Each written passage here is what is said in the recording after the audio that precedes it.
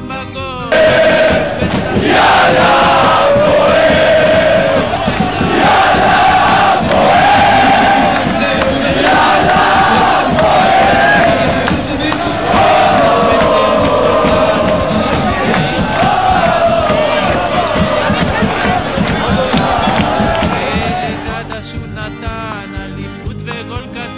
שקשר ברחבת הנעליים והפועל מקום שני בגלל טייב הגרמני אז בוא נחנוק את איתן טייב ונקנוק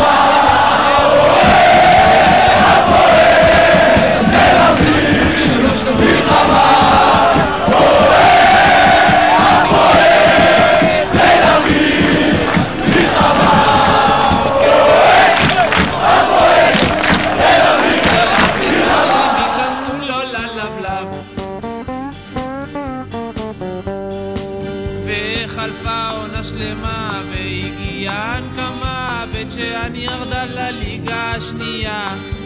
זה היה סופו המר של הסרט שנגמר על קבוצת הסמרטוטים הענייה אך את טייב לא נשכח, לא נמחל ולא נסלח ונרדוף אותו עד שיהיה בקבר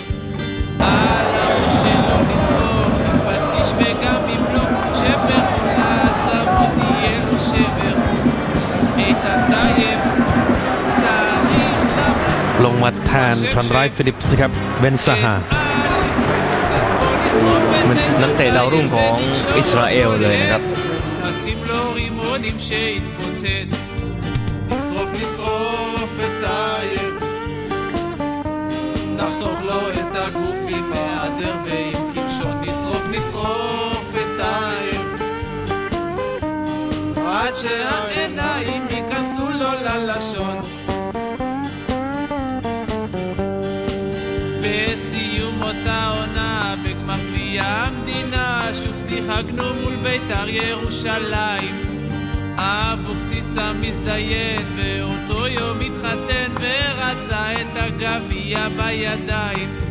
עופר שטרית הבוגד הוא כמעט והתאבד וגם הסידום קיבל את המגיע פנדל שמו במשקוף כדי שאבוקסיס הקוף יישאר בחתונה בלי הגביע והפועל במחזיקות אבוקסיס רק יכול לבכות כי אין גביע, אין אירופה, אין שום תואר, שום דבר הסרוך של טייב זה מה שנשאר נדקור את טייב נרביץ לו עם קרשים ונתעלל בו בלי הפסק נדקור את טייב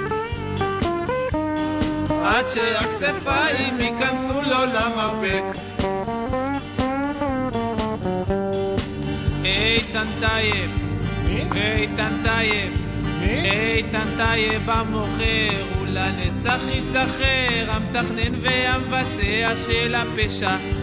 אייל צור שופט מכור וארבל המחבל רשומים גם כן ברשימת הרשע והפועל סגרה חשבון עם גביע